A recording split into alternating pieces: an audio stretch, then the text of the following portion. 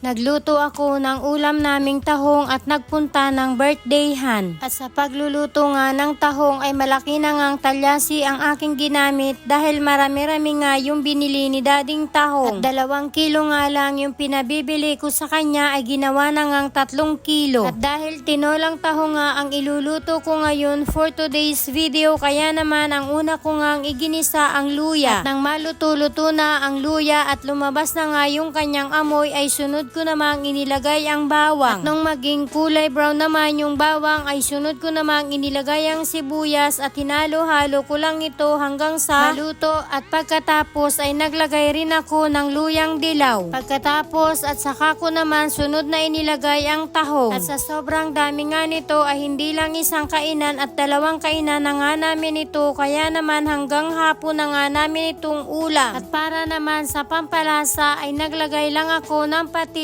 at kaunting patak ng MSG. Pagkatapos ay tinakpan ko lang ito at hihintayin ko lang lumabas yung kanyang sariling tubig. Makalipas naman ang ilang minuto ay muli ko ngang tinanggal ang takip at hinalo-halo ko lang ito, at dahil kukunti nga yung lumabas na tubig ay nagdagdag pa nga ako ng konting sabaw at ito nga yung hugas bigas. At minsan talaga kapag mga ganito ngang sinabawan ay gustong-gusto ko nga na ganito nga yung isinasabaw. Dahil kapag ganito nga yung iyong isinabaw ay mas nagiging malasa nga yung kanyang sabaw. At dahil kapapanganak lang ng aking hipag, kaya naman malunggay na nga rin ang aking inilagay para nga sa ganon ang sabi nga nung iba ay nakakadagdag daw ito ng gatas ng ina. At dahil mabilis lang din namang maluto ang dahon ng malunggay, kaya kunting halo-halo lang at pagkatapos niyan ay pinatay ko na rin ang apoy. Bandang 11:00 naman ng umaga ay nagbiyahe na nga kami papunta ng Tanawan City at naimbitahan nga kami sa 7th birthday ng anak ng inaanak namin sa kasal. Wala namang naging traffic, kaya naman maaga nga kaming nakarating at dito nga muna kami dumiretso sa bahay ng pinsan ko. At habang nandito nga kami sa bahay ng pinsan ko ay pumunta naman itong inaanak namin sa kasal at matagal-tagal na nga rin kaming hindi nagkikita. Medyo napasarap din ang aming kwentuhan, kaya naman pagdating nga namin dito sa venue ay nandito na lahat ng bisita at nag-uumpisa na rin ang program. At habang hindi pa naman ako tinatawag ay tamang kwentuhan lang muna kami dito sa gidli nitong inaanak ko sa kasal na si Nicole, dahil taon na rin ang binilang na hindi na nga rin kami nagkita. At sa konting oras naming pagkikita ay sobrang dami na nga namin agad na pagkwentuhan at sobrang na-miss nga namin ang isa't isa. Mga ilang sandali pa ay tinawag na nga ang Blue Bills at nauna ngang tinawag ang kumari ko at pagkatapos ay sunod naman ako.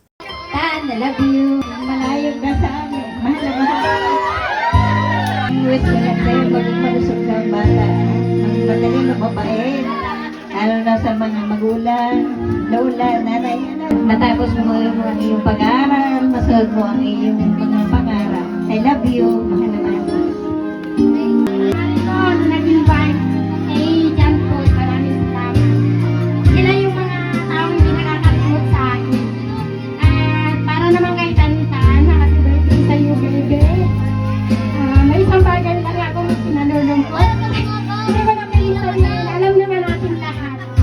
Pero sana hanggang sa pagtanda mo, maging matatag ka at pag-aral kang mabuti at ilayo ka sa lahat ng karamdaman. Love na love ka ni Lola at love na love ka namin lahat. Thank you. At nang makatapos naman sa Blue Bills ay sunod namang tinawag ang parents ng celebrant. Happy birthday, anak! Sana lumaki ka babae. Masunurin at may takot sa Diyos. Hindi ko man natupad yung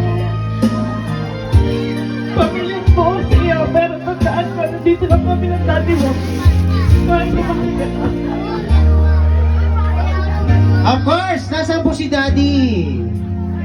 Daddy! Okay, sa inyo. Ito na si Daddy magsasalita. Sa inyo para kay Tantan, syempre. Daddy!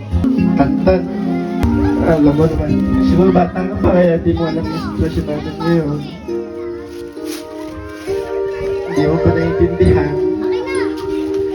Sana matupad, pipilitin ko tupadin lahat para sa'yo. At pagkatapos Pagkatapos naman naming makapagpa-picture sa celebrant ay nagpaalam na rin kami dahil dumidilim na nga ang paligid dahil sa bagyong Pipito. At eto talaga yung mga literal sa mga handaan, yung kumain ka na ay may pasyaron pa. At pati na nga rin etong aking pinsan ay may padala ring suman, yung may ulam ka na ay meron ka pang merienda. Thank you po. Hanggang dito na lang ang aking mini vlog. Ingat at mahal ko kayo. Thank you for watching. Bye!